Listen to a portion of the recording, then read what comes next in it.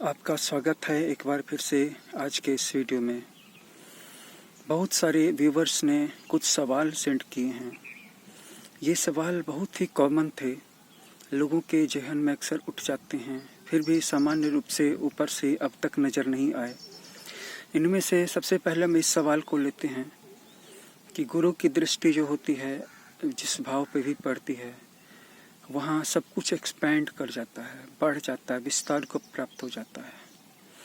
तो एक व्यूवर ने सवाल सेंड किया है कि क्या छठे भाव में गुरु की दृष्टि पड़ जाएगी तो वहाँ जो बीमारियाँ हैं वो भी बढ़ जाएंगी। देखिए, ध्यान दीजिए, गुरु की दृष्टि में अमृत होता है। जब गुरु की अमृतमय दृष्टि छठे भाव पे पड़ेगी तो वहाँ पे जितनी भी बीमारियाँ थी वो जल्दी से समाप्त हो जाएगी, उनका इलाज जल्दी से हो जाएगा और इलाज सफल रहेगा, कारगर रहेगा।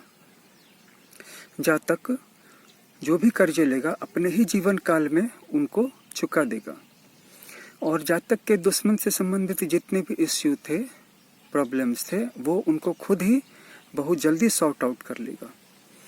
गुरु की दृष्टि अमृतमयी होती है। इसका ये मतलब नहीं है कि वो अविवेकपूर्ण दृष्टि से या अविवेकपूर्ण तरीके से अपने सामने आने वाली किसी भी चीज़ को, यहाँ तक कि प्रॉब्लम्स को भी बढ़ा देगा। नहीं, ऐसा नहीं है।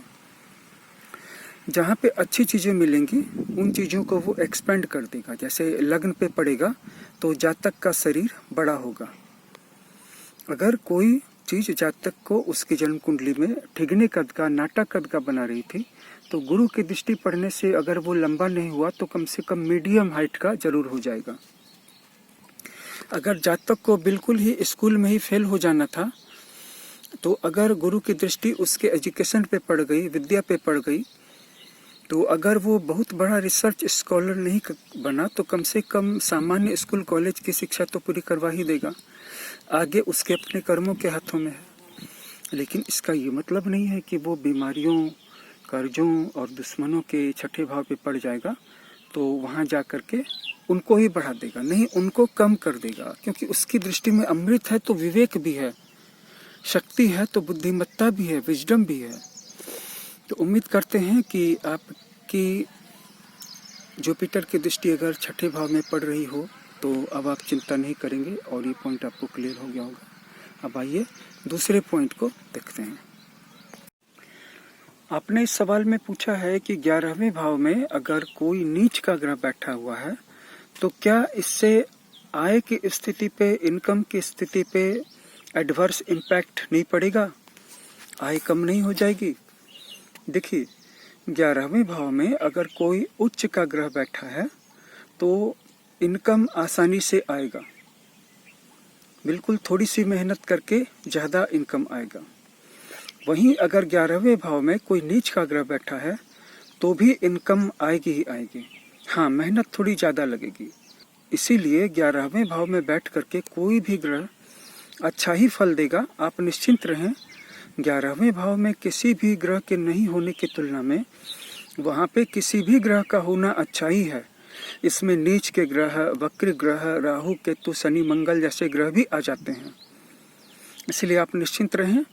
अगर वहाँ पे वक्र ग्रह भी बैठा है तो वो अपने तरीके से धन की आमदनी करवाएगा। हाँ, 11वें भाव में अगर कोई भी ग्रह नहीं बैठा हुआ है तो इस भाव में आपको लाइफ में कम एक्टिविटी देखने को मिलेगी। मतलब इनकम, कमाना, लाभ, ये सब इन क्षेत्रों में आपके जीवन में कम एक्टिविटी रहेगी, कम ड्रामा का आप अनुभव करेंगे, थोड़े खालीपन का अनुभव करेंगे। इस बात का ध्यान रखें और बेफिक्र हो जाएं कि 11वें भाव में किसी भी तरह का ग्रह हो, किसी भी पोजीशन में हो, अस्त भी हो, वक्री भी हो, नीच का भी हो, लेकिन वो आपके फेवर में ही काम करता है, आपका लाभ ही बढ़ाता है, आपके इनकम के सोर्स को ही इंक्रीज करता है। इसलिए यहाँ पे डरने की कोई बात नहीं है। अब आइए अगला सवाल लेते हैं।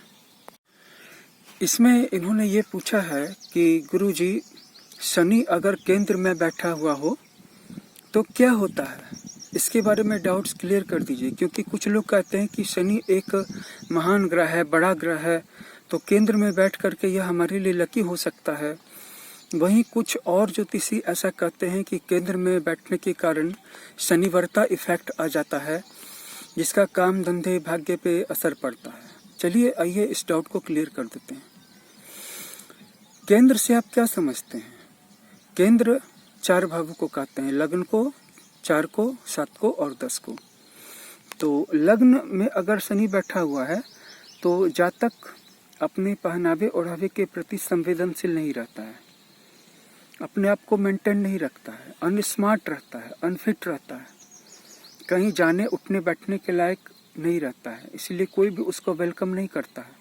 अगर वह कहीं चला भी जाता है तो कोई उसको मुश्किल से बैठने के लिए कहेगा, कोई कहेगा ही नहीं बैठने के लिए। लोग आपस में बातें करते रहेंगे, उसको देख करके नजरें फेर लेंगे। शनि लग्न में है, इसकी एक सबसे बड़ी पहचान ये होगी कि जातक की दाढ़ी बढ़ी हुई होगी, और अगर महिला है तो उसके बाल संवारे हुए नहीं होंगे, बाल तितर बितर होंगे, बेतरतीब होंगे। जातक के आवास या घर के पूरब में कबाड़ होगा, लोहे, लकड़ी, ईंट, पत्थर के टुकड़ों की ढेरी लगी हुई होगी, जिसको वह साफ नहीं कर पाएगा क्योंकि कबाड़ बहुत ज्यादा होगा। वह दूसरे बड़े बड़े और छोटे छोटे सारे काम करवा लेगा, इसको सॉल्व कर लेगा, लेकिन जातक के घर के पूरब में वो कबाड़ आपको हर बार मिल जाएगा देखने के लिए। पूरब में साफ सफाई नहीं करता है। अब आइए दूसरे केंद्र की बात कर लेते हैं। जातक के चौथे घर में यानी कि दूसरे केंद्र में, आपने केंद्र का सवाल पूछा, तो दूसरे केंद्र चौथे भाव में जब शनि विराजमान हो तो जातक आलस्य का शिकार हो जाएगा, शारीरिक से ज्यादा मानसिक आलस्य होगा। सुबह उठ जाएगा लेकिन फिर उठने के बाद फिर अपने बिछावन पे जाके सो जाएगा, 8, 9, 10, 11 बजे तक दोबारा सोया रह जाएगा, या सो करके ही जगा रहेगा, आंखें बंद रहेंगी या आंखें खुली रहेंगी, लेकिन लेटा रहेगा। इसके बाद फिर उठेगा, देरी से स्नान वगैरह करेगा, भोजन करेगा, फिर लेट जाएगा। किसी भी काम को करने में उसको बहुत डर लगता है, उसका अपनी माता से भी तनाव हो जाएगा, और उसके जितने भी सुख के साधन थे वो पॉवर्टी की ओर अग्रसर हो जाएंगे। या तो वह अपनी प्रॉपर्टी को बेच करके खा जाएगा, या नहीं तो उसकी प्रॉपर्टी जो होगी वो इस लायक ही नहीं होगी कि वो उसको बेच भी सके, और उससे उसको कोई फायदा भी नहीं होगा। प्रोफेशनल तरीके से, जैसे कि आप एक दुकान में अगर इन्वेस्टमेंट करें तो उससे आपको ज़्यादा लाभ होने की संभावना है, भले ही उस दुकान में आप छोटी सी पूंजी लगाएं, उसकी तुलना में कि आप कहीं एक ऐसी जगह बहुत बड़ा आलीशान मकान बना लें या मकान खरीद लें। मकान आप $1 मिलियन का खरीद लें, लेकिन अगर दुकान आपकी $10,000 की है तो दुकान से ही आपको ज़्यादा फायदा होगा। तो चौथे भाव में जो जिसका शनि रहता है उसका बिजनेस का सेंस भी जो होता है इम्पैक्टेड हो जाता है। वो अपना समय रूपी धन ऐसे क्षेत्रों में, ऐसे कार्यों में देगा जहाँ की उसको रत्ती भर भी फायदा होने वाला नहीं है। वह शून्य में था और शून्य ही बन करके रहेगा। बस इतना होता है कि उसका जो आंतरिक विजडम होता है, क्योंकि वह सोचता बहुत है, वो धीरे धीरे परिपक्व हो जाता है। तो चौथे भाव में शनि हो तो भी ग्रोथ को स्टंटेड करता है, ग्रोथ पर इम्पैक्ट डालता है। चौथे घर में शनि है, इसकी एक और पहचान है कि जातक के घर में जो भी वाहन रहेंगे या लोहे के सामान रहेंगे, अक्सर उनमें जंग लगी हुई होगी। कार है तो उसे जंग खा रही होगी, बाइक है तो उसके पार्ट पुर्जों में बहुत ज़्यादा जंग लगा होगा। ये सारी चीज़ें पुरानी होगी और एक तरह से कबाड़ में तब्दील हो रही होंगी। अब बात करते हैं 7वें भाव की। 7वें भाव में शनि हो तो जातक नौकरी से स्टार्ट करता है, अपना व्यावसायिक जीवन किसी नौकरी के साथ आरंभ करता है, लेकिन बाद में अपना कारोबार करने लग जाता है। जैसे कि मैंने कहा कि किसी भी व्यापार के आरंभ के लिए 7वें भाव का विचार किया जाता है। शनि सेल्फ रिलायंट बनाना चाहता है। अगर दूर में कहीं बड़ी नौकरी, बड़ी जॉब मिल रही है, लेकिन उसमें दूसरों के अंदर में काम करना पड़ रहा है, दूसरों के मातहत, दूसरों के नीचे, तो ऐसा कभी भी शनि 7वें का जातक एक्सेप्ट नहीं करेगा। वो छोटा ही व्यवसाय आरंभ करेगा, लेकिन वो उसका अपना होगा, जहाँ पे वो सर्वे सर्वा होगा, वो मालिक होगा। सप्तम भाव में जातक शनि की मौजूदगी के कारण इस तरह की सोच रखता है कि शांति ही व्यवसाय में सबसे बड़ी चीज़ है। बहुत ज़्यादा पैसा कमा लेना, बहुत ज़्यादा धन दौलत अर्जित कर लेना, लेकिन मानसिक रूप से जलन का शिकार रहना, अशांति में पड़े रहना, ये कोई अच्छी चीज़ नहीं होती है। ऐसा सप्तम में शनि का जातक सोचता है, या शनि उसको ऐसा सोचवाता है। सप्तम में शनि हो तो जातक का विवाह विलंब से होता है, शादी सेट होने में बहुत देर हो जाती है। शादी हो भी जाती है तो सप्तम का शनि उसके वैवाहिक जीवन के लिए अच्छा नहीं होता है। पूरी कोशिश करता है कि विच्छेद हो जाए, पत्नी साथ भी रहती है पति के, तो भी उन दोनों के बीच में प्रेम नहीं होता है, तकरार ज़्यादा होती है, लड़ाई ज़्यादा होती है। ध्यान दीजिए, कमोबेश यही इफेक्ट लग्न में शनि के भी हो रहे थे वैवाहिक जीवन पे, क्योंकि वहां से शनि सप्तम भाव को देख रहा था और यहाँ पे शनि प्रत्यक्ष रूप में मौजूद ही है, तो वैवाहिक जीवन का तो कबाड़ा कर ही देगा, लेकिन टूटने नहीं देगा। सप्तम में शनि है, इसकी एक खास पहचान ये है कि जातक की पत्नी उससे बड़ी उम्र की होगी, या जातक की पत्नी स्त्री होते हुए भी उसकी हल्की सी दाढ़ी मूछ होगी, हल्की सी मूछ तो होगी ही होगी। वो ज़्यादा क्लियरली विजिबल नहीं होगी, लेकिन ध्यान से देखने पे आपको ऐसा लगेगा कि उसकी हल्की सी पतली सी मूछें हैं। ये सप्तम के शनि की पहचान है। और जातक की पत्नी कर्कश बोलने वाली होगी, बहुत जोर जोर से बोलेगी, अच्छी बात भी बोलेगी तो काफी लाउडली बोलेगी, जिससे जातक इरिटेटेड हो सकता है। क्योंकि जैसा कि मैं पहले कह चुका हूं कि सप्तम का शनि शांति चाहता है, व्यवसाय में चाहता है, वैवाहिक जीवन में चाहता है। जहां भी उसको अशांति मिलेगी, बर्डन आ जाएगा, ज्यादा रिस्पॉन्सिबिलिटी आ जाएगी, ज्यादा अकाउंटेबिलिटी आ जाएगी, वहां से वो भाग जाएगा। इसीलिए वो अपनी पत्नी से भी भाग जाना चाहेगा।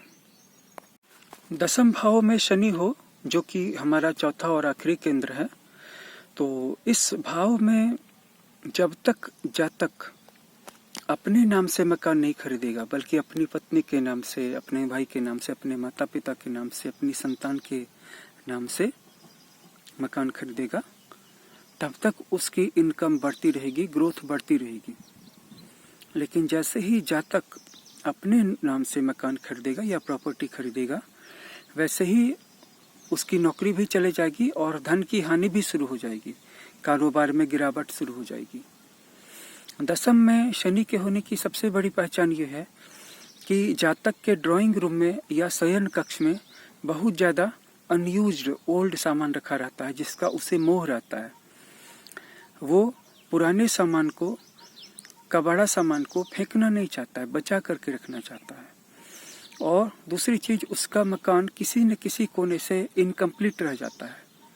जब उसके पास पैसा आता है तो फिर वह मकान को और ज़्यादा बड़ा करा लेता है, लेकिन मकान जब फिनिश होने वाला होता है उसी वक्त उसके पास फिर से धन की कमी हो जाती है, जिसके कारण मकान का कोई एक कोना, कोई एक कॉर्नर, फ्रंट का कॉर्नर या गेट के पास या छत के पास, या तो उसमें सीमेंट का प्लास्टर नहीं हुआ होता है, या उसकी सजावट में कमी हो जाती है, या फिर वो एक तरफ से उसकी दीवार, खिड़की या कुछ भी इनकम्प्लीट रह जाता है, जिसके कारण उसका मकान देखने में सुंदर नहीं लगता है।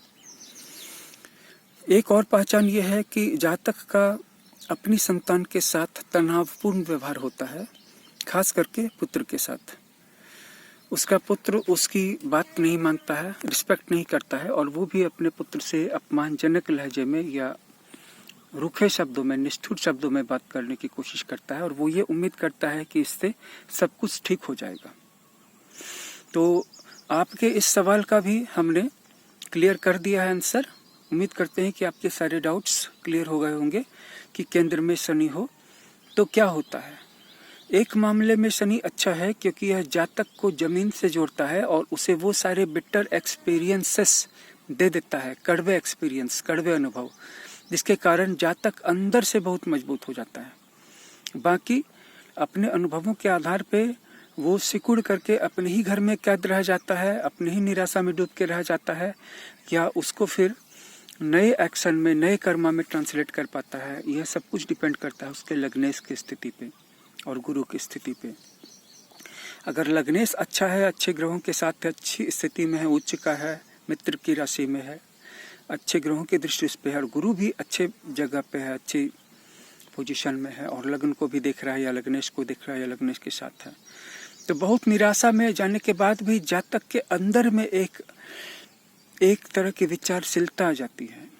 वह निष्कर्ष निकालता है और गलत को और अशुभ को अलग कर देता है और शुभ को छांट लेता है और फिर से काम पे लग जाता है। इसीलिए गुरु का ध्यान रखना भी बहुत जरूरी है और लग्नेश का ध्यान रखना भी बहुत जरूरी है। अगर आपका अपनी जन्म कुंडली के बारे में कोई क्वेश्चन हो तो आप उसे हमारे पास एनालिसिस के लिए सेंड कर सकते हैं। ये व्हाट्सएप नंबर दिया हुआ है, इस पे आप अपनी बर्थ डिटेल्स को शेयर कीजिए, और आपके पास अगर आपकी बर्थ डिटेल्स नहीं है, जन्म का समय पता नहीं है, खो गया है, तो आप अपनी हस्तरेखा के फोटो को व्हाट्सएप पे सेंड कीजिए। ये एक पेड सर्विस है और यहाँ पे आपको बहुत ही अच्छी एनालिसिस दी जाती है, पूरे भविष्य के लिए मार्गदर्शन प्रदान किया जाता है। साथ ही साथ कौन सा रत्न पहने इसकी भी बहुत अच्छी प्रिस्क्रिप्शन आपको दी जाती है। इस वीडियो को शेयर कर दीजिएगा, चैनल को सब्सक्राइब कर लीजिएगा, लाइक कर दीजिएगा। बहुत बहुत धन्यवाद वॉच करने के लिए। Thank you very much.